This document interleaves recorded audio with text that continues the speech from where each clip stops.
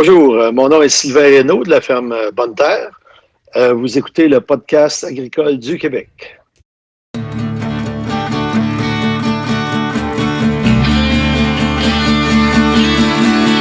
les podcasts agricoles à la vie, comme à l'école, on se parle de bricoles, de choses anticoles. On se parle de tracteurs, y'a les fans, pis les menteurs. On se lève de bonne humeur, pis on compte pas nos heures. Christian Dionne est là. Agricole, agricole, agricole, agricole, agricole, agricole, agricole, agricole. Bienvenue dans le podcast agricole du Québec avec Christian Dionne. Hey, salut tout le monde, j'espère que vous allez bien. Hey, je voudrais vous reparler rapidement le podcast de Sabrina Caron puis de Danny Giguère. Le son était pas bon. C'était la première fois que je fonctionnais via téléphone. Et j'avais oublié de faire une chose, c'est-à-dire monter le son du téléphone. Fait que c'est pour ça que le son était pas assez fort. Parce que sur ma console, leur son était au bout. Donc, encore une fois, Sabrina, Danny, je m'excuse beaucoup pour le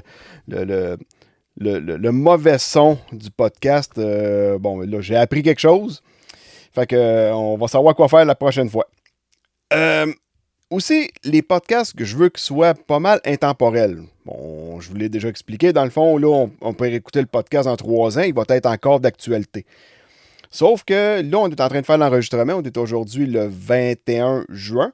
Et puis dimanche, le 27 juin prochain, il va y avoir un food truck dans ma cour de ferme qui est organisé dans le fond par Julien Dupasquier de Érablement Bon. Donc, il y a un menu, c'est de la poutine. Il est tout seul dans son food truck, fait qu'il n'est pas pour commencer à faire un menu bien élaboré. Donc, si vous êtes dans mon coin, vous pouvez aller sur la page Facebook des podcasts agricoles du Québec. J'avais mis une photo de ça qui explique l'adresse puis tout pour se rendre chez nous. Donc, on va enchaîner avec l'invité de la semaine, Sylvain Reynaud de la ferme Bonne Terre à Joliette, Saint-Paul de Joliette. C'est ça, Paul? Sylvain? Saint-Sylvain, Paul. Non, Saint-Paul de Joliette, c'est près de la Valtrie, entre Berthier et Montréal. Good. Ça va bien? Oui, ça va très bien.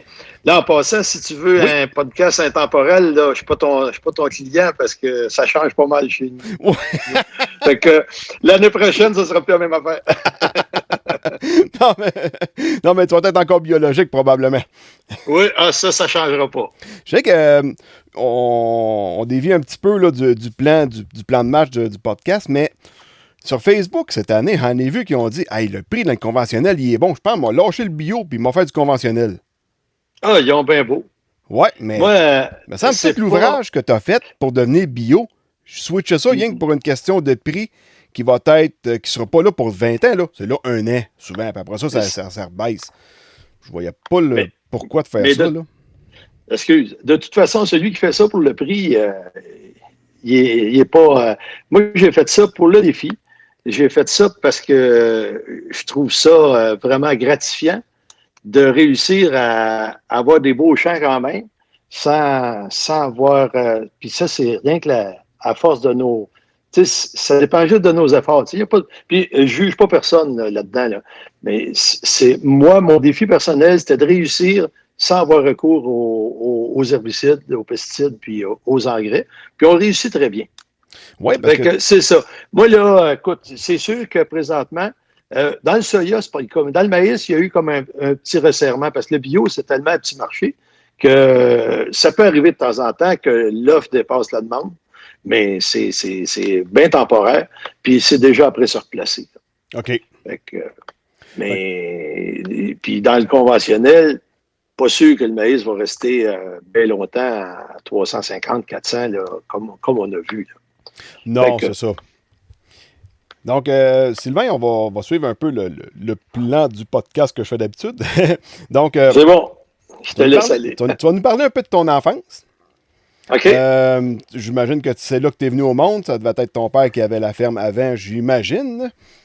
Pas du tout. Ah non? Pas du tout. Ah non? Non. Moi, je viens du village voisin qui est Saint-Gérard-Magella, qui était qui est redevenu l'Assomption, qui était l'Assomption il y a 100 quelques années, qui a été Saint-Gérard pendant 100 ans, puis qui a été refusionné à l'Assomption il y a une vingtaine d'années. OK. Maintenant, c'est ça. C'est à peu près à une douzaine de kilomètres de chez nous. J'ai été élevé sur une ferme laitière. Mon père avait un troupeau laitier, un bon troupeau. On avait des vaches de race Hershey. OK. Puis, on a toujours fait de l'exposition, des expositions agricoles. Mon père avait réussissait très bien, surtout au début des années 60. Puis, on a eu... Écoute, moi, je suis parti de chez nous en 78. C'est un de mes frères qui a pris la relève à la ferme. Moi, j'ai travaillé en usine. J'ai travaillé pour un contracteur du Bel. J'ai travaillé dans une usine. À un moment donné, je me suis trouvé une terre. Dans le fond, hein, j'ai embarqué un gars sur le pouce, puis il dit « Hey, il dit, t'aimes ça l'agriculture? » Il dit « J'ai un de mes chums, son père, sa terre, il veut vendre sa terre. » Fait que le lendemain, je suis allé le voir. Puis, écoute, c'était vraiment pas cher. Je ne sais pas, le monsieur, il n'avait pas trop compté ses affaires. En tout cas, un coup, le troupeau sorti, puis la maison vendue, le fond de terre était clair. Fait que c'est comme ça que j'ai commencé dans la vie. J'ai drainé la terre avec ma subvention à l'établissement, qui dans le temps, c'était 8 000 $. OK. Puis là, j'avais une terre drainée. Je n'avais pas une scène dans les poches, mais j'avais une terre drainée. C'était mon levier financier. Je l'ai gardé. Je continuais à travailler à l'extérieur. Puis j'attendais une opportunité pour acheter une ferme. Moi, c'était une ferme laitière, je voulais. Fait que dans le village voisin, j'ai épluché la terre de chez nous, puis j'ai regardé les fermes avant. Okay. J'étais allé à revirer à Amenor, à toutes sortes de... J'ai toutes fait les régions du Québec à peu près, parce que j'avais pas une scène. Comme je te dis, j'avais un levier financier, mais j'avais pas une scène noire dans les poches. Puis, à un moment, j'ai trouvé dans le village voisin, là, à Saint-Paul, une petite ferme laitière. Il y avait l'équivalent d'aujourd'hui, on dirait 10-12 kilos jour. Là. Écoute, c'était 4000 kilos. Dans ce temps-là, c'était des kilos de gras. J'avais 4000 kilos de gras. Fait que... Ça peut être des livres dans ce temps-là. C'était des kilos. Je ne suis pas si vieux que ça. J'étais en kilos. OK, ça se peut. Fait que c'est ça. J'ai commencé avec ça. Les tables étaient finies. Il n'y avait pas de machinerie. Les tables, il fallait que je me penche la tête pour passer en avant des vaches parce que les beams étaient à hauteur à peu près de mes yeux. En tout cas, mais j'aimais ça. J'aimais ça. Je me souviens quand j'ai invité mes parents à venir visiter ça. Ma mère a toujours eu un bon courage, puis elle a toujours été bien positive, mais elle est sortie de là en broyant. Elle dit, je ne peux pas acheter une affaire de main. Fait que je me souviens dans le temps, j'avais fait faire mon plan d'affaires par le syndicat de gestion de ma région. Puis c'était Guylaine Gosselin qui était plus tard présidente, directrice générale. Étais-tu directrice générale à l'UPA? Oui, c'est ça. Avant, comment ça s'appelle? En tout cas, je me souviens plus. Fait que c'est elle qui a fait mon plan d'affaires. Puis elle a dit, achète pas ça, tu vas faire faillite, c'est sûr, ça ne marchera pas. Mais je l'ai acheté pareil. Parce que je me disais, un plan, c'est fait sur la moyenne, puis moi, je vais être meilleur que la moyenne. Fait que j'étais jeune, j'étais fou. J'ai acheté ça. Puis, d'ailleurs, j'avais rencontré Guylaine il y a une dizaine d'années dans un congrès de l'UPA.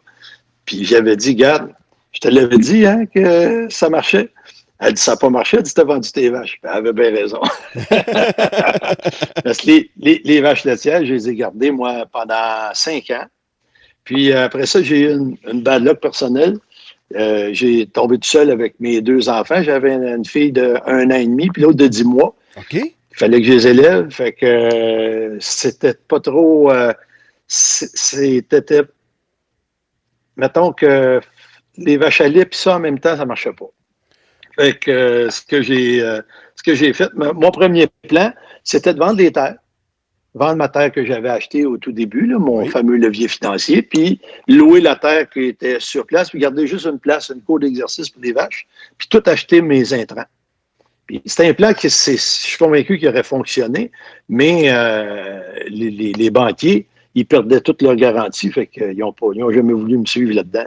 Fait que j'ai fait le contraire, j'ai vendu les animaux, puis c'est là que je me suis lancé en grande culture. Puis je me suis associé avec mon frère Richard. Et Richard, c'est-tu lui qui avait pris la ferme de ton père, dans le fond? Ou... Non. OK. On est 10 chez nous, fait que Oh! il y a du choix pas mal. Ben, ça. Oui, oui.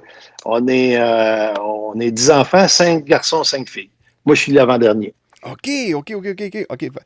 Donc, ton frère, il est associé sur la ferme avec toi. Fait que, dans le fond, tu as revendu des parts. Tu étais parti tout seul là, sur ta ferme. Oui, c'est ça. Fait que là, moi, lui, il travaillait comme mécanicien, puis il venait souvent m'aider. Il était mécanicien d'usine. OK. Fait que, il montait des projets là, pour une imprimerie à Montréal. Puis, il venait souvent m'aider. Lui, il aimait ça, l'agriculture, tu sais, puis il aimait ça, les tracteurs. Puis moi, en mécanique, je ne vaux pas 5 cents. Fait que, il me complétait bien. Fait que lui, il s'occupait de la machinerie, de mettre la machinerie à l'ordre. Puis moi, j'étais dans les champs. Puis, on était tous les deux dans les champs, mais il m'occupait plus de la gestion, mettons. Ouais. Chacun à sa place, là. C'est ça. Puis écoute, le timing était quand même bien là, pour se démarrer en grande culture. Bon, les prix, c'était pas fameux, mais dans ce temps-là, la Syrah, c'était correct. Tu sais. Là, on est rendu à quelle année, Sylvain? On est rendu à 90, au début des années 90. Puis dans notre coin, il y avait pas mal de terres disponibles. Il y avait, écoute, pas en friche, là, mais sous-exploité. OK. Fait que nous autres, on avait de la facilité à les louer. Puis les prix des terres étaient raisonnables. Fait qu'on a tout marché, embarqué par-dessus les oreilles au niveau financement, mais on grandissait. Les premières années, je me souviens, on doublait de superficie à chaque année. Hey boy. Je me rappelle encore des chiffres, là, 132 hectares, 254, puis en tout cas, ça montait comme ça. Ça allait vite. Puis, c'est ça, au niveau du fond de roulement, c'était difficile, mais on passait à travers.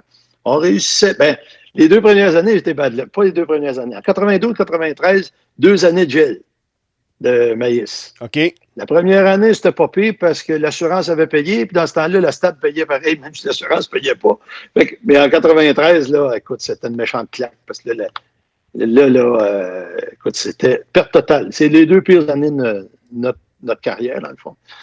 Mais après ça s'est replacé. On a pogné des très bonnes années. 94, 95, 96, c'était des bonnes années. Mais c'est ça. Là,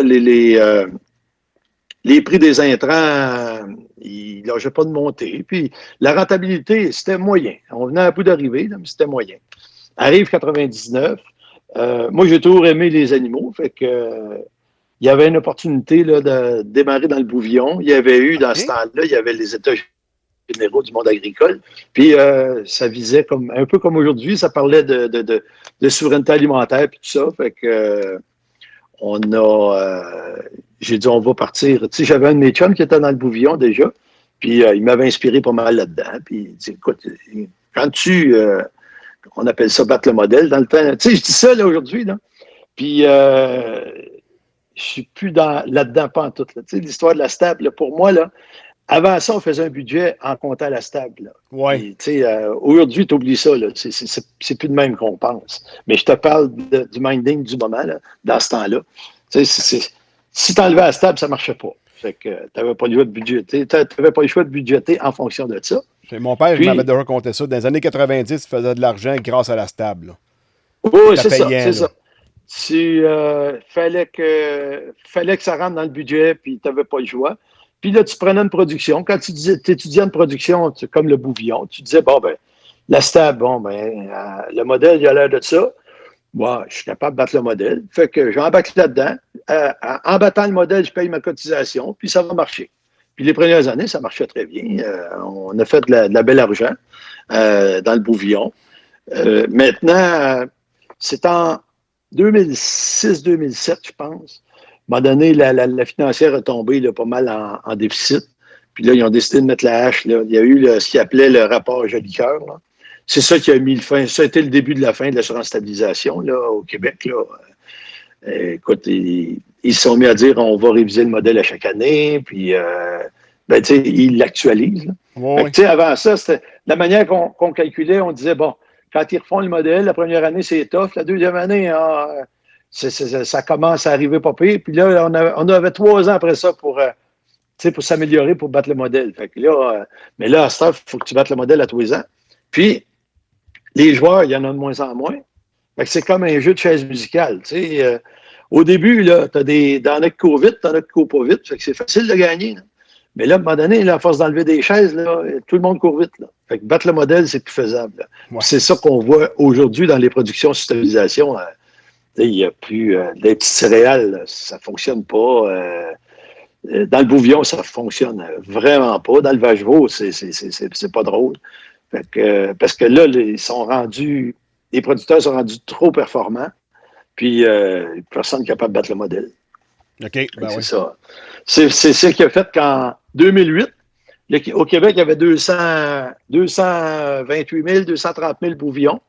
Puis maintenant, il y en a à peu près 60 000. Ouais, il n'y en a plus bien. Autres... Pardon? Il n'y en a pas bien à cette heure. C'est quasiment disparu. Non, il y en reste coin des parcs à bœuf. C'est 0 plus une barre. Là, il n'y en a plus. Là. Ben, il n'y en a jamais eu bien. On n'a pas une région à bœuf, mettons, entre parenthèses. Là. Mais là, c'est ça. Ça ne marche plus. Fait que nous autres, en 2014, c'est ça. Là, c'est là qu'on a arrêté le bouvillon. On a continué quand même à en faire à forfait jusqu'en 2017. Puis là, en 2017, notre forfaitaire a lâché lui-ci. OK. Fait que là, j'en ai rentré l'année passée parce que, on va y revenir plus tard, mais j'ai un centre de grains. Fait que j'ai dû me rentrer des bouvillons pour manger à créblure. Puis, tu sais, dans le fond, c'est pour mettre en valeur un peu ma créblure, parce que sans ça, on la donne. Mais je me suis aperçu que je suis tout de faire un tas avec, soigner les bouvillons. Au moins, je sais ce que je perds en partant. Fait que là, j'en ai rentré une batte. J'en ai plus assez. Tu sais, j'ai passé de 2000 bœufs dans le temps. J'en faisais 3600 par année. OK. Puis maintenant, j'en ai 400. Là. Puis 400, là, dans le bouvillon, c'est comme tirer 5 vaches. Ouais, c'est pas assez. Là. Dans le tir, c'est bon rien. C'est pas assez faire de l'argent, c'est beaucoup trop pour avoir du fun. Là. Ben là, c'est parce qu'à un moment donné, ça chicane. On a quand même une entreprise quand même assez grosse. On fonctionne avec des employés. Là. Oui. Puis là, c'est à qui ne ferait pas le train en fin de semaine. Là. Moi, je tenais de me battre avec eux autres. Fait que, on va abandonner ça. Pour le peu que ça donne, là, on va laisser faire ça. OK. On va faire d'autres choses avec l'étable. Là. Mais là, tu donnais de la criblure aux bœufs, mais les bœufs, étaient-tu biologiques? Non. Non. Okay. Il était conventionnel parce que je ne peux pas y soigner rien qu'à la criblure. Non, c'est sûr. Puis, fait que tout le reste, c'était conventionnel. OK. Bon, parfait. Fait que, la production de bœuf. C'était un peu l'historique là, de mon cheminement de carrière. Là. Fait que c'est ça. Non, j'ai pas pris la ferme de mon père et non, j'ai pas gagné à l'auto. Là. Il a fallu que je travaillais fort. Oui. Là, aujourd'hui, tu es rendu avec combien d'hectares ou acres? Je vais te le dire en hectares. Je suis plus habitué en hectares maintenant. J'ai 1557 hectares en culture biologique chez nous. OK. Puis, j'ai une autre ferme à Shawinigan. Puis, là-bas, on a tout près de 500 hectares, encore là, biologique, en grande culture. Dans le coin de Shawi, 500 hectares bio. Fait que ça fait 2000 hectares, 2057 hectares bio au total tout. Ouais. T'as-tu du bois aussi? Ou c'est doit être un peu de bois? Il y a du boisé un peu partout, là, mais je ne peux pas dire que je l'exploite. Là. OK. Tu n'as pas de Il n'y a pas d'érablière. Il n'y a pas d'érablière. J'haïrais pas ça. Quand j'étais jeune, on en avait une, puis mais en même temps, c'est ça. J'ai jamais bien tripé d'être dans le bois. Ah, ben c'est pas mon fun. Moi, mon père a tout le temps aimé ça être dans le bois. Fait que là, c'est pour ça que j'en ai acheté une aussi de mon bar. Là. C'est ma première que j'achète. Là. Fait que là, j'ai vu ça que tu avais une érablière, ouais. Ouais, fait que là, on est rendu on est à peu près à 3500. Fait qu'on on va être rendu à peu près à 17 500 en taille, là. 5 500? 17 500. Ah oui, à tabarouette. Ouais. C'est bon. Puis certifié bio. On est bio sur le sirop. Ouais. Ouais, c'était l'acheteur qui nous avait demandé ça. Mais OK. Le switch de faire le bio dans le sirop d'érable, c'est facile. Oh, c'est beaucoup plus facile que d'un terre, là. Tu sais, parce que on n'utilise pas de pesticides. Ben, il y en a qui mettent du poison, mettons, contre les Suisses, les affaires de même, les écureuils. Mais nous autres, on en mettait déjà pas. Fait que déjà là, bon, ça c'était correct. On met pas d'engrais dans le bois. Mais là, tout ce qu'il y avait à faire, c'était se rendre conforme plus rapidement aux normes californiennes. Les normes californiennes, c'était le taux de plomb dans le sirop. De 11 parties par milliard dans le sirop. Donc, tout éliminer le bras, ça, c'était déjà fait. Tout le restant, dans le bois, c'est la même affaire. Ça ne change rien. Il y a un produit de nettoyage, je pense, c'est différent un peu. Peroxyde, des choses comme ça. Là, on a un produit qui est approuvé depuis cette année, qu'on n'a pas utilisé, mais sinon, on frotte tout à l'huile de bras. On frotte les pannes à l'huile de bras. On a un lave-panne avec du filtre chaud. C'est tout. Fait que... J'ai un de mes frères qui avait une érablière bio. Il me semble qu'il avait droit au peroxyde. Comme désinfectant, là. Là, ouais, pour les lignes à la fin, ça, c'est pas bien grave au lavage, mais c'est durant la saison pour laver les pannes. Là, c'est OK. Comment ça s'appelle? Je pense que c'est du vinaigre glacial, une affaire de même. Là, on a le droit d'utiliser au courant de la saison. Ou sinon, ça vient à la fin de la saison complètement qu'on pouvait utiliser un produit. Mais tu sais, ça donne... C'est 20 cents de la prime bio. Tu sais, c'est pas le double du prix, par exemple, comme dans le grain. Non. C'est pour ça que, tu sais, c'est en même ouvrage, ça ne change rien. Tu sais, c'est le lavage de panne puis un peu plus de paperasse. C'est à peu près l'ouvrage qu'on a de plus. Parce qu'on tire à haut vacuum, on est là pour avoir de la performance pareil. Il n'y a rien qui change. Oui, c'est ça. Donc, ensuite de ça, un petit peu... Ben, c'est ça, justement, on va parler de ça. Ton switch au biologique. Comment... C'est arrivé de où, ça, switcher 1500 hectares bio? On se lève un matin, puis on va aller au bio. Je veux dire, c'était un méchant défi, là, à 1500 hectares, là. On n'avait pas tant que ça. Dans le temps, on avait, quand j'ai switché là, en 2014, on avait 950 hectares. OK. Puis, on avait toujours Shawinigan aussi, là. Mais, écoute, ça m'est venu. Moi, j'ai une personne dans mon coin de pays, là, à Saint-Barthélemy. OK, oui. À mi-chemin entre la Mauricie et la Naudière, qui m'inspirait beaucoup. Un excellent producteur, là. Je peux le nommer, c'est Marcel Frappier, Marcel et Michel Frappier. C'est des producteurs bio depuis longtemps, début des années 2000, si ce n'est pas dans les années 90. Puis, écoute, bio, pas bio, là, c'est les plus beaux champs de son coin, là. OK. Et écoute, il était un excellent producteur dans des bonnes terres, puis c'est un gars qui a toujours fait attention. Puis, on regardait ses champs, puis on jasait avec, puis... il riait un peu de nous autres. Il nous parlait de ses prix. On trouvait ça intéressant. Au niveau de la rentabilité, c'était intéressant. Si tu es capable d'avoir à peu près le même rendement qu'en conventionnel, puis c'est rentable. Fait que, à un moment donné, je suis allé le voir. J'ai dit, j'ai jasé avec un petit bout de temps, puis j'ai demandé, j'ai dit, j'aimerais ça que tu me coaches. OK. Fait que, il dit, je vais penser à ça. Il me rappelle, il dit, je vais te coacher, je vais t'aider. Mais il dit, tu vois que je ne ferai pas tout à ta place, c'est toi qui vas décider. Il m'a envoyé un questionnaire, 82 questions. Je me souviens encore du nombre de questions, là.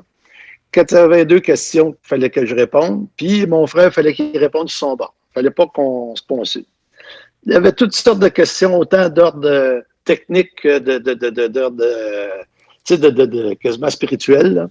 Puis, après ça, on a tout épluché les questions. On l'a rencontré, on a passé une journée chez eux avec Marcel et son fils. Puis on a répondu aux questions. Pourquoi tu fais ci? Puis pourquoi tu ferais ça? Puis mettons, tu as un problème de telle mauvaise herbe. Toi, tu ferais ça comment? Comment tu abordes ça? Puis, tabarouette, c'était toute une école. Toute une école. Puis, je le remercierai jamais assez. Écoute, je suis parti, je me suis trouvé ferré pas mal en partant. Je savais pas mal où ce que je m'en allais.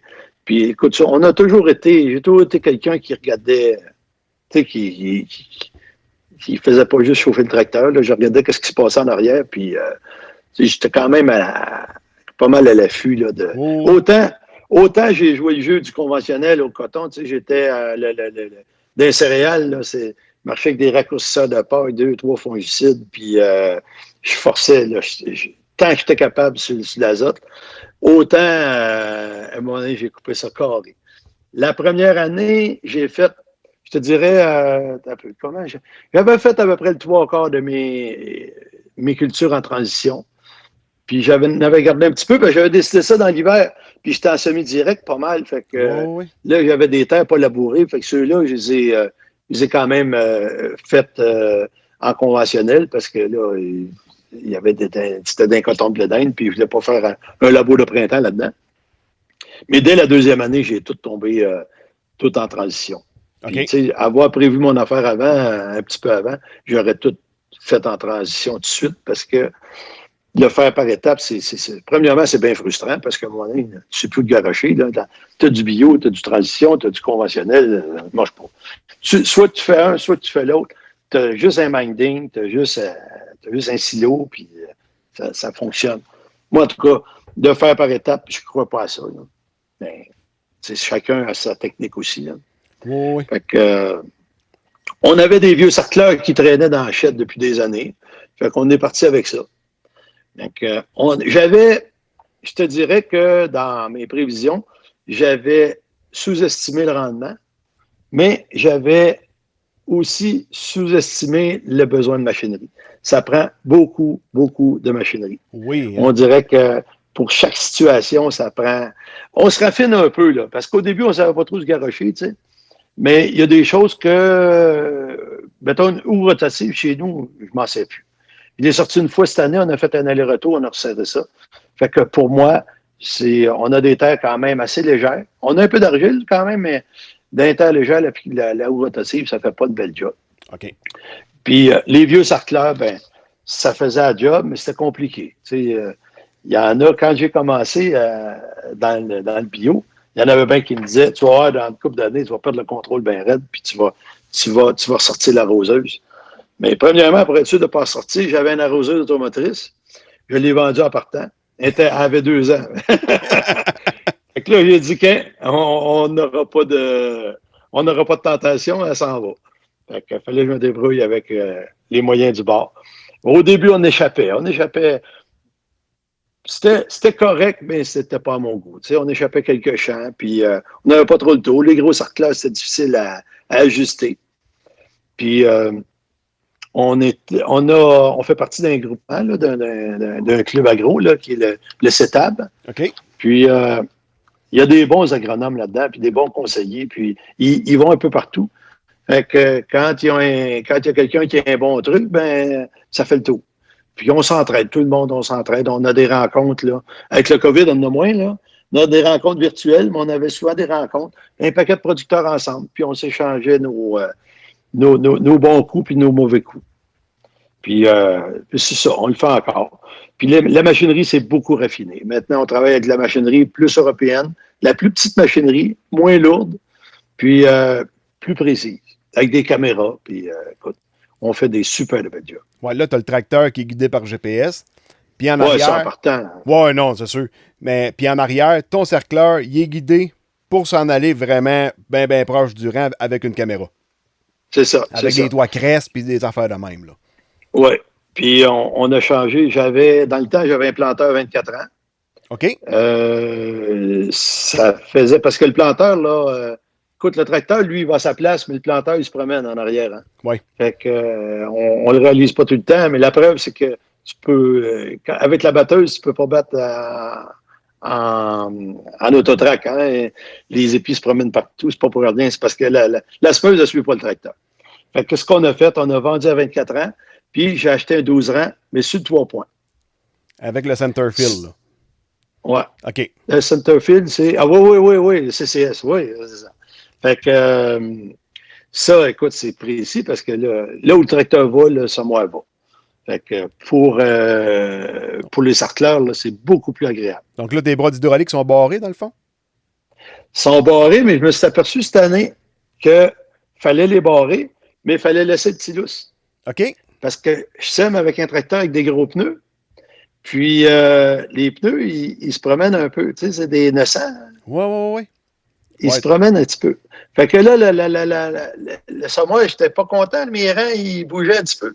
Fait que là, j'ai juste laissé, écoute, peut-être 2 mm chaque bord. Puis, écoute, ça a fait des rangs bien droits. Okay. C'est surprenant, hein? Fait que c'est ça.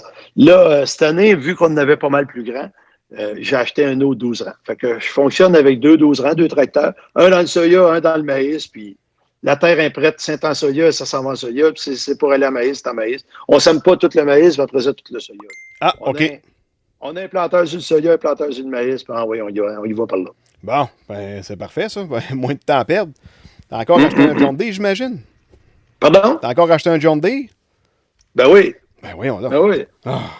Ouais. Non, j'ai essayé un John Deere ce printemps, Sylvain. Ouais. Ouais, j'ai essayé un 130R sur le planteur. OK. Ça OK, va bien. OK, OK. C'est un premium, là, c'est full d'équipe. C'est épouvantable, les équipements qu'il y a là-dedans. Mais je trouvais ça cher un peu. Ouais, je viens d'acheter une cabane à sucre à peu près pour le même prix. Il y en a un qui va prendre de la valeur, puis lui va en reperdre. Fait que, Ah, je sais bien. tu sais, Je sais bien. surtout que dans mon cas, tu sais, je suis pas bio, mais je suis pas mal en travail réduit, semi-direct. Fait que, tu sais, mon tracteur, il fait 200 heures avec le souffleur à neige. Fait que j'ai pas besoin Ah, de... nous autres, si un tracteur ne fait pas 1000 heures, on ne le trouve pas utile. Non, c'est ça. C'est pas pareil pantoute, là. Même l'articulé fait 1000 heures par année. Là. OK. Ouais, il prépare du terrain, puis... Ben, prépare du terrain, on fait beaucoup de nivelage Ouais. à chaque année. À chaque fois qu'on agrandit, on loue souvent des terres à long terme, puis ça fait partie du processus. Là, on les nivelle en partant. Donc Puis là, tu as des terres qui sont complètement certifiées bio. Là, les nouvelles que tu loues, là, sont en transition. C'est ça. Fait que là, c'est pas trop difficile de séparer ça d'un silo, ou, surtout quand tu viens pour leur vendre ou quoi que ce soit. Ben, j'en vends quasiment, je le vends quasiment tout à récolte. OK. Fait que je n'ai pas embarrassé de ça dans les silos. Mais ça prend, pour ce qui reste, ça m'arrive d'en garder. Mais pour ce qui reste, ben, ça prend une gestion de silos puis des papiers bien faits. Mais nous autres, on a un centre de grains quand même pas mal top-notch. Fait que c'est facile pour nous autres de tenir l'inventaire puis de s'en tenir à ça. Puis, c'est bien sûr que quand il y a quand on a notre audit une fois par année, par Écossaire, c'est la première affaire qu'ils regardent. OK. Et, où il est allé ce grain-là, puis d'où il vient, puis on a tous les capteurs de rendement. On a une balance à la ferme, on a le capteur de rendement, tous les inventaires sont rentrés, tout est bien tenu. Fait que, on sort toujours avec une belle note. OK. Tout est pesé, c'est bien sûr, mais les autres, ils suivent le grain vraiment, là, la traçabilité, là, jusque dans le silo, puis Écossaire. OK. Oui. Ah, ils suivent même la semence, tabarouette. Ah oui? Ah oui, à un moment donné, il avait calculé, il avait fait une erreur de calcul, il disait que ça ne marchait pas, notre semence, je me souviens plus, on avait trop ou pas assez. En tout cas, il manquait l'équivalent d'à peu près 1,5 million de grains. Là. Tu sais, dans le soya, 1,5 million de grains, là, c'est pas long, on se met ça. Là. C'est un taux. Ouais, c'est un voyons, collègue, c'est Pro-Box. c'est 3 hectares à peu près. Là. Ouais, c'est un Pro-Box, là. 3-4 hectares. Ouais, c'est ça. Fait que, ben non, ils suivent ça. C'est bien suivi. J'ai confiance au système. Ça ne veut pas dire que le système ne peut pas déraper en quelque part, mais pour ma part, si c'était si facile de passer à côté, ils ne se vendraient pas si cher. Non, Le stock ne se vendrait pas si cher. Comme nous autres aussi, dans le sucre, c'est Écossaire Canada qui viennent faire une tournée une fois par année. Ils viennent faire une visite en début de saison, voir les équipements, ils viennent désentailler des arbres, ils viennent pour mesurer la profondeur de l'entaille, par exemple, des affaires de même. Donc, ça aussi, on a tout le temps une bonne note. Ouais, c'est ça. C'est ça que ça prend. Yes. Puis, on a parlé de ton switch au bio, les changements d'équipement que tu as dû à faire du conventionnel vers le bio. Parce que là, tu disais que tu étais principalement semi-direct. Puis, une fois, on s'était jasé, je me souviens pas, c'est peut-être au salon de l'agriculteur, tu me disais, à cette heure-là, j'ai pas bien le choix, il faut que je laboure. En bio? Oui, en bio, oui. Oh, oui. Oui, parce que les équipements qu'on a pour désherber, c'est des équipements de précision, mais d'un coton, ça ne marche pas. Oui. J'aimerais bien ça, ne pas labourer, mais c'est impossible. À date, là, en tout cas, il y en a qui s'essayent, il y en a qui font des beaux discours là-dessus, mais il y a des belles photos. Il y a toujours des belles photos, mais Mais il n'y a pas de photo de rendement, par exemple. On n'entend plus parler quand c'est rendu rendement. Fait que, tu sais, à un moment donné, c'est beau, l'agriculture durable, là, mais tu sais, faut rester. Puis, écoute, il y a des excellents producteurs en production conventionnelle. Puis, je ne serai jamais là pour dénigrer aucune agriculture, aucune forme d'agriculture. Écoute, le semi-direct pour le sol, moi, je pense que c'est encore ça qui est le mieux. Mais par contre, je ne suis pas capable de le faire en biologique. Ouais. Il y a un marché à combler. Oui, il y a certaines lacunes quand on dit qu'on est obligé de labourer. Mais moi, à mon avis, on compense largement avec toutes nos autres pratiques. On fait beaucoup plus de rotation. Ouais. On sème des engrais verts à outrance. On passe notre temps à... Le sol n'est jamais à nu, dans le fond. Non. Fait que, il est à nu, oui, il est à nu, mais en plein hiver. Parce On s'entend. que, me dire, toute la saison de culture, là, il n'est pas à nu. Parce qu'en biologique, on s'entend que tu ne fais pas maïs sur blé d'Inde, là. Non. Puis tu ne fais pas soya maïs non plus. Même tu peux pas faire... Il faut que tu rentres au moins 4 cultures dans ta rotation pour réussir. Même si tu es rendu à 2000 hectares en culture bio, est-ce que tu te retrouves à faire moins de maïs que quand tu étais en semi-direct, par exemple?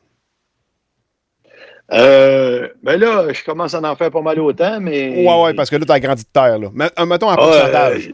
J'ai doublé là, de terre, mais écoute, c'est pas pour rien que j'avais 12 rangs. J'ai passé de 24 ans à 12 rangs, puis ça fournissait, là. Ouais. Parce que, écoute, en plus de faire, je faisais, c'est sûr, soya, maïs, je restais avec mon planteur, mais j'avais du blé, le tiers de céréales. Ouais. J'avais des cultures de bonduelle qui sont, les pois sont semés plein champ. Les fèves puis le maïs sucré, les autres qui étaient semés avec le planteur, mais les fèves ne sont pas semées encore, là, moi, cette année. Là. Et on sème ça à fin juin. Puis le maïs sucré, on vient de le semer. Fait que, tu sais, ça étale ta saison. Oui. Tu n'as pas besoin d'autant de machinerie. Tu sais, la grandeur que j'ai, même 2-12 ans, si je fais juste maïs soya, ça ne marcherait pas. Là. Non. Fait que c'est ça. On fait beaucoup de rotation. Écoute, il y a bien des choses que je fais aujourd'hui que j'aurais aimé savoir faire ça en conventionnel. Parce que, écoute, le trèfle dans le blé, écoute, tu fais une année de maïs après ça, là. J'ai déjà sauté même le fumier, j'ai même pas mis de fumier. OK. Puis j'ai eu des bons rendements. Écoute, et puis de temps en temps, je lis souvent Paul Caplette, comme tout le monde. Là. Oui. Puis c'en est un, ça, qui profite de ça beaucoup. Là. Il y en a des voisins bio, puis ils commencent à regarder ce qui se fait à côté. Là. Puis des engrais verts, puis du trèfle, il en met, puis il s'aperçoit qu'il n'y a plus besoin de mettre d'azote quasiment. Moi, je vous le dis, vous faites un beau trèfle, là, c'est un retour de blé d'automne pour qu'il ait le temps, pour que le trèfle ait le temps de se développer. Oui. Puis un petit démarreur en conventionnel, puis c'est fini. Là, tu ne mets pas d'autre chose. C'est clair que tu auras une grosse récolte. Parce qu'on calcule toujours la part d'azote, mais il y a bien plus que ça. Toute la structure du sol, oui. Puis je faisais souvent des tests quand j'étais en conventionnel d'application d'azote. L'application, on faisait 0, 50, puis là, on montait 100, 150, 200. Puis les champs qui avaient le moins besoin d'azote, c'était toujours mes champs à plus haut rendement. C'est là qu'on atteignait le rendement maximum le plus tôt. Fait que c'est pas rien qu'une question d'azote, là. C'est une question de structure de sol puis de sol bien balancé puis tout ça. C'est ça. Parce que là, on est rendu comme en conventionnel. Il y en a qui les sols sont beaucoup travaillés. Jamais d'engrais vert. Tu as des racines vivantes. Quand tu sèmes ton maïs, jusqu'à temps qu'il meure, puis après ça, il n'y a rien. C'est ça. C'est fini. C'est un peu ça. Tu sais, c'est pareil comme semer du maïs sur un retour de foin. Ben oui, mon agronome me disait, tu mets un démarreur, puis tu retournes pas mettre d'engrais. Tu n'as pas besoin de ça. Là. C'est ça. Mon histoire de trèfle, c'est ça. Puis je faisais pas mal de forfaits, moi, quand j'ai commencé. Puis j'allais faire des producteurs de lait. Là. Puis j'étais frustré un peu. Il y a un taux de rendement de fou. Mais c'est ça. Il faisait ça sur un taux de luzerne. Ça va bien. Ben oui. Mais c'est ça. C'est pas juste là, j'ai compris. J'aurais dû comprendre plus vite, là, mais là, j'ai compris que c'est le même que ça se fait. Ah ben c'est correct. Tu n'es pas obligé de faire 3 ans de luzerne. Tu sais, tu peux faire... c'est plus facile, c'est un blé d'automne, parce que le blé d'automne...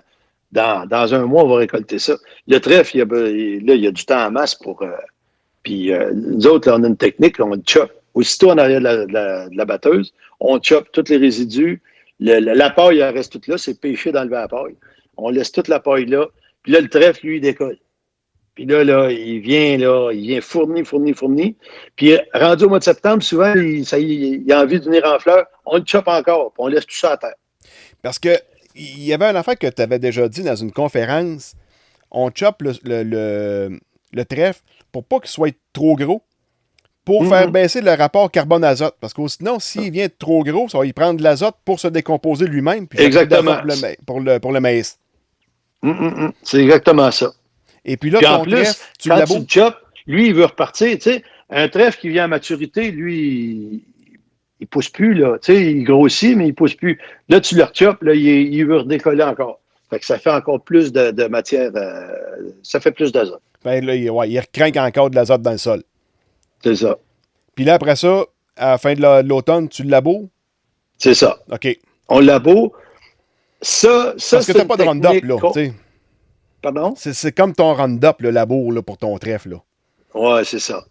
Il y aurait-tu des moyens? En Europe, ils font ce qu'ils appellent. Il y a quelques producteurs au Québec qui font ça. Ils scalpent le trèfle. Ils font juste travailler comme à 1,5 pouce dans le sol, 1,5 pouce, 2 pouces. Ils scalpent ça. Peut-être que ça serait des techniques, mais là, c'est un autre tabarouette de machinerie à acheter. Oui, c'est ça.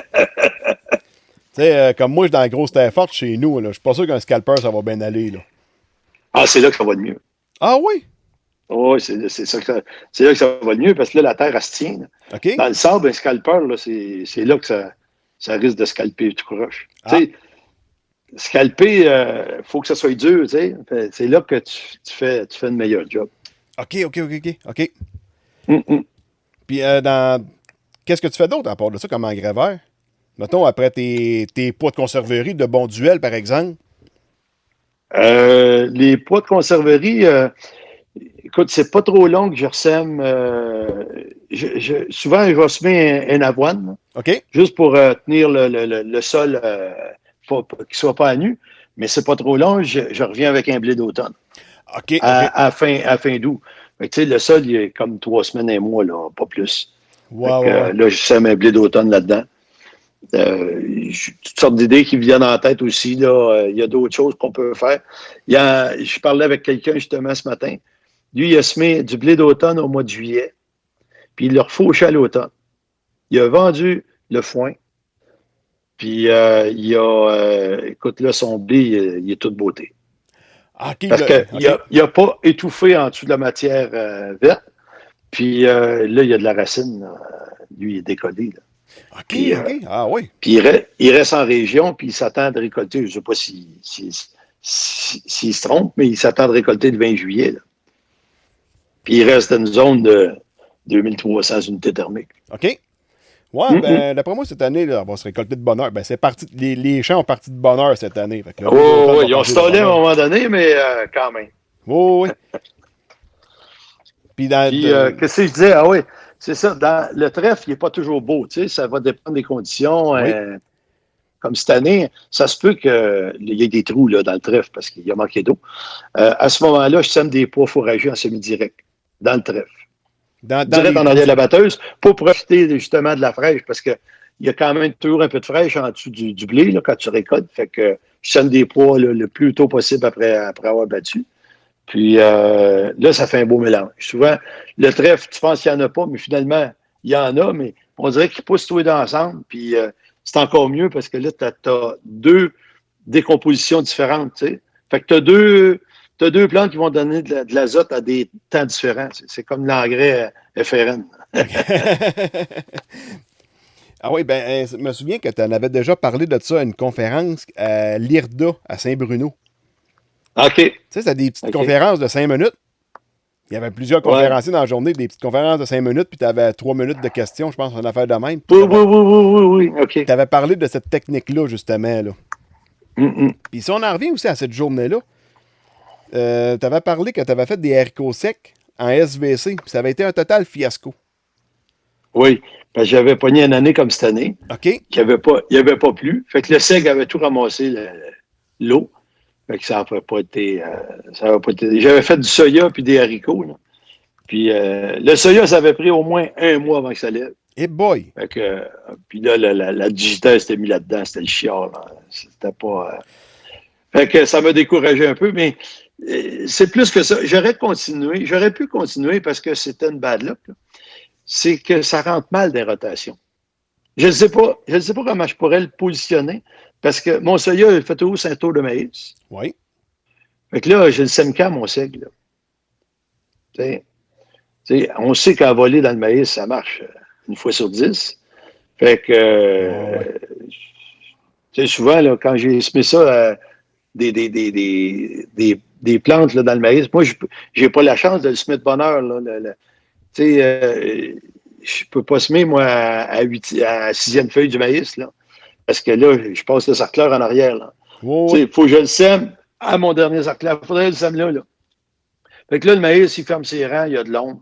Puis, écoute, il faut qu'il mouille en tabarouette pour qu'il y ait un effet. Là. Ouais. Souvent, là, tu vas avoir un effet où je suis rien. Si le maïs n'est pas beau, là, tu vas avoir un effet. Autrement, tu as gaspillé ton argent. Fait que j'en fais plus trop de ça. Mais par contre, dans le soya, je sème toujours du blé d'automne. Fait que ça, c'est mon engrais vert. Des fois, ça marche, des fois, ça marche pas, mais je considère ça comme un engrais vert. Fait que si ça marche pas, c'est moins frustrant. Puis quand ça marche, c'est un bonus. Puis quand ça marche pas au printemps, tu donnes 2-3 coups d'herbe pour tout le détruire puis tu mets une céréale de printemps? Ouais, je sème des pois fourragés. Parce que semer une céréale de printemps durant un blé d'automne, tu as besoin de le détruire comme il faut parce qu'on dirait que ça ne veut pas fonctionner. J'ai déjà essayé, moi, en semi-direct, là, dans le blé d'automne, ça ne marche pas. OK. On dirait que le blé, je ne sais pas s'il dégage de quoi pour empêcher ce qui est autour de pousser, mais j'ai jamais eu de succès là-dedans. Fait que je sème des pois fourragés, c'est complètement une autre famille. Pour dire que ça marche. Fait que je bouche mes trous avec des pois fourragés. Ah, OK. Puis j'ai récolté ensemble, puis j'ai un centre de criblage, fait que je crible ça. Ah, tu vas chercher ton pot fourragé pour le ressemer. C'est ça. Puis j'en vends. L'année passée, c'était un fiasco, le blé d'automne, il n'y a à peu près rien qui a marché. J'ai tout mis ça en poids, j'ai tout vendu ça. Ça n'a pas été long, tout le monde courait après. Là, le monde m'appelle, j'ai des téléphones, t'as-tu encore des poids à vendre? Là, je ne sais pas. Je n'ai pas semé gros, le blé, c'était beau cette année. T'sais. Ah, ben oui. Tu voulais parler de mes expériences d'hélicoptère, là, mais c'est ça, là. On va y arriver. Des poids dans ce coin-là. On va y arriver dans tôt. Si on parle encore des équipements, rien pour l'année passée, on avait été à Saint-Marc-sur-Richelieu, chez Alain Lavallée. Il est en transition biologique. Oui. Puis lui, il disait qu'il avait acheté un sarcleur avec un SWAT control dessus. C'est un champ à pointe, toutes les unités se lèvent. Ouais. Hey, moi, j'ai pas ça parce que côté, ça coûte une fortune. Oui. Puis, écoute, c'est sûr que c'est une bonne affaire, mais je trouvais que c'était cher. Pour ce que tu sauvais, là, je trouvais ça dispendieux, mais c'est parce que lui, son cercle-là, il est plus large que le mien. Ouais, il doit lui, si je ne me trompe pas, il a 24 ans. Oh, je pense qu'il y a un planteur 16 rangs, me semble. Haute vitesse. Je pense qu'il y a un cercle-là 16 rangs, oui. Puis là, c'est sûr que ça fait des papiers pointes, là, quand il y a des champs à pointe. Écoute, c'est pas... Mais c'était dispendieux, mais ça marche.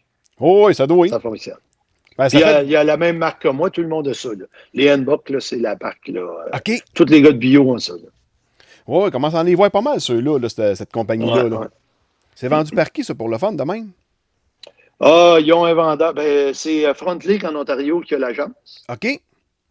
Puis, ils ont un vendeur au Québec qui se promène en auto, là, puis lui, il a juste un téléphone, puis l'entrepôt chez nous. OK. Le stock rentre chez nous. Les cercleurs Heinecker, ça marche-tu encore, ça? Oui. Oui. Oh, il y en a qui ont ça. Je dirais que pour bionner, ça prend ça. OK. C'est ça qui arrive. C'est qu'à toi, fois que tu rentres une machine, on dirait que tu ne peux pas sortir l'eau. Fait que, ouais, des fois. Moi, j'ai encore mon vieux cercleur John Deere et un vieux 886, puis c'est lui. Pour bionner, c'est le meilleur. OK. Parce que les petits cercleurs Handbook, c'est bien fin pour justement ça a une finesse, ça travaille proche des plants, ça arrache pas trop, mais pour bionner, c'est pas fait assez fort. On a une bionneuse sur un, puis là, finalement, on l'a dépiné là, cette année. Hein. On s'est essayé, puis ça marche pas. On travaille vraiment pas creux, nous autres, au printemps, puis quand on arrive pour bionner, il n'y a pas assez épais de mie, mettons, pour que ce type de cercle-là fonctionne. Fait que notre John Deere fait la job. Fait que... Puis, il y avait une chose qui m'avait surprise dans ce que Alain m'avait dit. Il dit du soya, c'est tough, mais du maïs, c'est tellement feuilluette. Quand tu te mets à cercler ça, là, les plants, ça arrache. Le soya, là, ça, tu peux aller pas mal plus agressif, mettons, avec un peigne, puis il n'y a pas de danger. Oh, oui. Oui. Un peigne, là, écoute, des fois, là, au début, c'est pour ça que ça te prend quasiment... ça te prend quelqu'un qui te suit au début, parce que il te fait faire des affaires que... Nous autres, c'est Jean-Pierre Yvon, là, du CETAB, là. OK. Il me faisait faire des affaires, là. Envoie, il fait les, là. Ouais, ça n'a pas de bon sens. Des fois, tu vois quasiment plus le soya. Puis une couple de jours après, il est tout ressorti, il est tout bien beau. Puis c'est dans ce temps-là que c'est efficace parce que plus tu es agressif, plus la mauvaise herbe revole. Là. Fait que faut pas se gêner d'être agressif. Encore aujourd'hui, je passais du pain là, dans du soya. Là. Puis mon homme m'appelle, il est en arrière, puis il y avait le sarcleur. Il dit, me semble que tu l'enterres un peu. Ah non, je suis allé voir ça, puis il m'a mis le doute. Je suis allé voir ça, il dit, c'est bien beau, on continue. Mais le maïs, faut que tu ailles le mollo. Ouais, c'est ça qui comptait. J'ai resté tellement surpris, je m'attendais pas à ça pantoute. Par contre, le maïs se défend bien mieux que le soya OK. pour la mauvaise herbe. Des fois, on a des champs, on n'est pas trop sûr, on n'est pas content. Il ferme ses rangs, puis on pense l'avoir manqué un peu. Tu arrives à l'automne, il n'y a plus de mauvaise herbe. Là, quand la mauvaise herbe a de l'ombre, là, ce qui compte, c'est toujours la bataille, la mauvaise herbe contre la plante principale, la plante que tu veux garder. Il faut toujours qu'il y ait un écart sur la hauteur. OK. Tant qu'il y a un écart sur la hauteur, tu es correct. C'est quand la mauvaise herbe est la même hauteur que ta plante, là, t'es faite. C'est fini. Ouais. C'est fini. Elle ne prendra pas le dessus, puis c'est pas détruisable. Tu peux plus rien faire. Parce qu'on fait sur le rang, on ne peut pas l'arracher. Fait qu'on l'enterre. Tant qu'on est capable d'enterrer, on est correct. OK, c'est pour ça que ton bionnage, ça va enterrer les derniers plants vis-à-vis des rangs. Puis... C'est ça. Puis quand tu les viens échapper. Puis le champ de maïs, quand il est bionné, je veux dire, est-ce que ça se laboure bien à l'automne? Ah, ça se laboure pas bien. Ce qu'on a fait, là, encore là, ça a pris une autre machine. J'ai acheté une déchaumeuse, mais de toute façon, on ne sert pas rien qu'à ça. Mais on fait juste passer, là, vraiment, on ne met pas beaucoup de profondeur, là. Puis on fait juste topper les billons. On envoie les billons dans le fond du rang. Puis là, ça se laboure très bien, là, ça tombe égal. Tu sais, t'as pas d'enlever gros, c'est pas des si gros billons que ça. Fait que tu enlèves 2 pouces sur le dessus, tu envoies ça dans le fond du rang, puis le tour est joué. Fait que, un autre tracteur, une autre machine, un autre homme. C'est ça. Mais le tracteur, il ne servait à rien. C'est mon tracteur qui sème, puis il a ses gros pneus. T'as combien d'employés en tout? 9. 9 employés? Mais ils ne sont pas tous dans le champ, là, tu sais. J'en ai une qui s'occupe des bœufs. OK. Puis elle partage son temps entre les bœufs et le centre de grains. J'en ai un temps plein dans le centre de grains. Puis, écoute, après ça, là, on fait pas mal de travail de sol, pas de travail à forfait, mais c'est tout comme. Là, mon frère est à peu près, passe l'été quasiment à sa niveleuse. Fait que, tu sais, dans le champ, vraiment, là, à Sarclay, là, on est 4 employés. Okay. Moi, je ne vois plus beaucoup dans le champ parce que j'ai beaucoup de gestion à faire, tu sais, puis... oui. Ah oui, puis j'ai un employé au bureau à temps plein aussi. Ouais. Depuis que tu es rendu biologique, là, ton approche dans les champs, quand tu vas marcher tes champs, j'imagine qu'elle doit avoir upgradé pas mal. Parce que, exemple, je regarde les gars de bio, il semble qu'ils suivent pas mal plus le champ qu'un gars en conventionnel, mettons. Oh, on n'a pas le choix. Ah, c'est sûr que vous n'avez pas le choix, là. On n'a pas le choix. Écoute, en conventionnel, veux pas, tu sèmes, tu t'arranges pour semer du mieux que tu peux. Après ça, tu arroses. Après ça, qu'est-ce que tu veux voir? Tu sais, il n'y a plus nous autres, là. Là, c'est quel champ qu'on fait en premier. Écoute, il y a une place qui est mouillée, l'autre place qui n'est pas mouillée. Là, c'est rendu, je mets des stations météo, là. J'ai réparti un peu parce que là, faire 15 km pour arriver là, tabarouette, il a tombé un coup de pluie, tu sais. Fait que Non, écoute, c'est vraiment, là, vois-tu, aujourd'hui, on est parti de, ben, ça prend un peu de géographie, là, mais on est parti de la Valtrie, on est allé à Saint-Thomas, puis là, il s'est mis à mouiller, fait que là, on a changé de place, on est revenu à Saint-Paul. Mais c'est ça, il y a quand même, il y a de la logistique là, à faire, puis il n'y a pas rien que ça, il faut que tu suives tes champs, il faut que tu suives les mauvaises herbes, il y a des champs qui supportent mieux aussi, tu sais, les champs sablonneux, là, ça revient d'abord, puis elle a déjà recommencé à pousser. Les champs argileux, ça va bien, c'est plus facile. OK. Euh, Sylvain, si tu le veux bien, on va terminer le podcast ici, mais on va continuer. Nous autres, toute la balance du podcast, elle va aller sur Patreon. Puis, soit dit en passant, tu es mon premier abonné Patreon. Ah! Je te remercie beaucoup de t'être abonné quand j'ai comme lancé ça officiellement au début mai. En as-tu pas mal? Comment t'es rendu à combien d'abonnés, là? Euh, Si je m'exclus, parce qu'il a fallu que je m'abonne pour que je puisse être visible, mettons, sur le moteur de recherche de Patreon, j'étais à 19. Ah bon. Fait que non, je suis quand même assez fier. Là. J'en ramasse quelques-uns à chaque semaine. Là. C'est quand même pas pire. Puis là, avec la série exclusive aussi de Dionne et Couture, là, remettre les pendules à l'heure. Fait que moi et Alexandre, là, on a pas mal de fun. Là, il y a un petit peu plus de travail de recherche pour ce podcast-là. Celui, OK. mettons, que je fais avec tous les invités, tu le vois, là, les questions, ils viennent au fur et à mesure. Tu sais, j'ai pas... j'ai comme un petit plan de match, mettons, pour le podcast, mais sinon, c'est ça. Je pose des questions aux mesures qui arrivent, puis comment est-ce que le podcast se déroule. Donc, sur ça, je vous remercie beaucoup. Partagez sur vos réseaux sociaux. Puis, si vous voulez écouter la suite du podcast, faites comme Sylvain. Abonnez-vous à mon Patreon, à patreon.com/podcast agricole au pluriel. Non, podcast. Ouais, non, patreon.com/podcast agricole au pluriel. C'est ça, OK. Oui, il y a le lien aussi dans la description du podcast. Donc, merci beaucoup. Salut!